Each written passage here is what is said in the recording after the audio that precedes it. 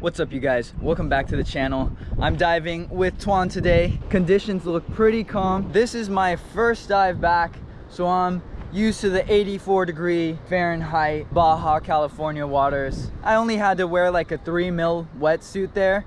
Right here I'm wearing a 7 mil wetsuit. The temperature is actually pretty warm for Northern California right now. We have a southern swell coming in, which means conditions tend to be calmer and we get some of that warmer water. So our water temperature is currently at 60 degrees. Usually it's at 52 or 54. So pretty warm. Let's just hop in because I'm super excited to get in. This spot generally is really good for lingcod, really good for cabezon, and I really want to get Tuan on his first lingcod. So yeah, let's hop in. Tuan caught the first fish. He shot this perch in around 15 feet of water, and we were just getting started. For your typical Northern California dive, this viz was pretty decent. It was around 15 feet. As you could see, there were a lot of larger particles in the water that really restricted that visibility, but 15 feet is a great day in Northern California. I've had plenty of dives where I'm diving in 5 to 10 feet of water, and it's nowhere near as much fun. This dive started off with hole hunting, specifically for rockfish, because it had been so long since I'd had that tasty fish. When you're hunting lingcod, you're looking for the best hole in the entire area, the one that has the most space, the one that's most protected, and looks like it could be the best hiding spot in the area. When you're looking for cabezon, you're typically looking in more grassy areas or areas that have a lot more different foliage that provide that cover that cabezon thrive in. But for rockfish, you're just looking into any hole because rockfish will be in any hole. They're not as picky as the lingcod or cabezon. While Tuan and I were swimming to another location, I spotted this crevice and decided to take a look. I found this rockfish inside it, but since I was in like 5 feet of water, it was super rough, and between the surge pushing me back and forth and the gun being unfamiliar, it took me a while to line up the fish, but once I did, it was a nice shot. Then, since the fish swam into the very back of the hole it was in, Tuan went down to get it before it could get off the flopper. But he struggled and he wasn't able to get it, so it was my turn to go down. Luckily, the fish was stuck in the corner and I thought that the flopper was still on, so it was perfectly secure. But after a bit of wiggling, I was able to get the fish out, and I realized that my shot was absolutely horrible and that this fish was on just by the skin. It was incredibly lucky that it even stayed on. But there was my catch, my first fish of the day. Then I threw it on my stringer, bled it out, and loaded up my bands for another fish. Not long after, I found this really nice structure, and I thought I might even find a lingcod in it, but I just saw that one rockfish, and I decided to go for it because it was pretty big. I lined up the shot and completely missed. Frame by frame, this is what it looked like. I have no idea how I missed from point blank, but I did, and at this point, I wasn't really a fan of Tuan's gun. Tuan went down to see if he could find the fish, but he didn't, and I went down as well, and I couldn't find it. I have no idea where that fish went. When we moved closer in, I tried to see if I could find another rockfish in a crevice, but I didn't end up seeing any in this one. Then I pointed one out to Tuan, and he shot this rockfish.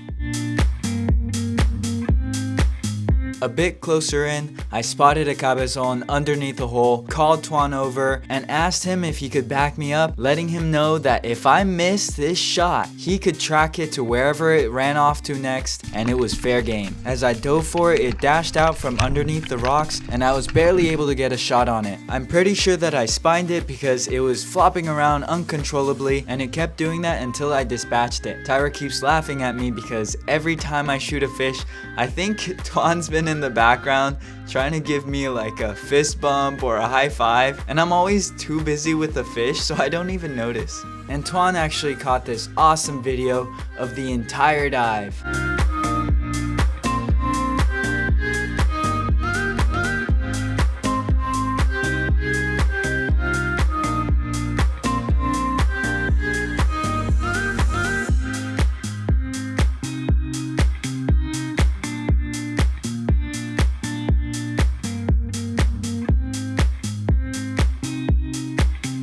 As we continued heading back in, I was able to get this smaller rockfish.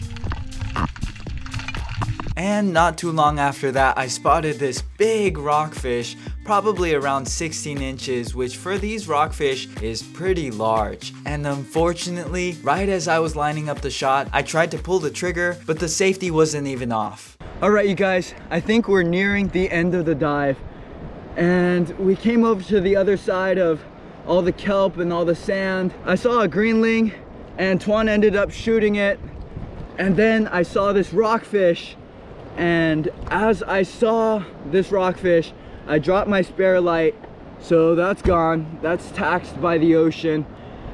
And I went down to shoot it, and right when I was pressing the trigger, I realized that the safety was on. So I turned off the safety. I was about to shoot it again, but then my GoPro died, and it beeps like 4 times, 5 times to let you know that it's dead. But I ended up getting a perfect shot. Literally, I literally shot this fish straight through the brain. Perfect stone shot, and it just dropped to the bottom right away. It's a nice sized rockfish too. Check that out. Okay, gotta get it on the stringer and dive for like 30 more minutes. Then I spotted my long lost dog. I had missed my buddy the whole dive, and I hadn't seen it, and it didn't seem to want to be with me anymore. I was kind of sad, but it came back to check out my own flippers, and after a couple of attempts of trying to pet it since it was getting so close to me, it swam off. Okay, we're back on land. This is my catch right here. This is probably a PB Cabezon. I'm gonna scale it and then measure it with the fish stick. And Tuan's catch over here, nice rockfish and his first greenling. How'd you feel this dive? It was good. I saw you throwing up, Tuan. Yes, it was good too. Yeah. I just look over, and all of a sudden I see this brown stuff just spewing straight up out of Tuan's snorkel. So that was an amazing experience for both of us. Excellent dive today. And I was guessing that this cabezon was going to weigh around 2.8 pounds. Tuan guessed 1.5 pounds. Let's see who's right. 3.43 for the cabezon. That's more than both Tuan and I guessed. And then for the measurement, I was guessing 18. Tuan was guessing 20.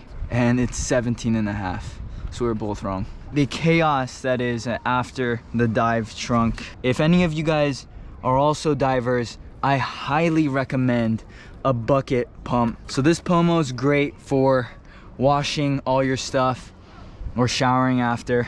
It's pretty nice. I even have like soap that I shower with and then put lotion on after I'm diving with eczema, so I mean, I kind of have no choice. It's super painful to come out and for my skin to just be dry from all the salt. So this Pomo is great for washing all your stuff. And I almost forgot to say, that's the end of this video. And I'll catch you guys in the next one.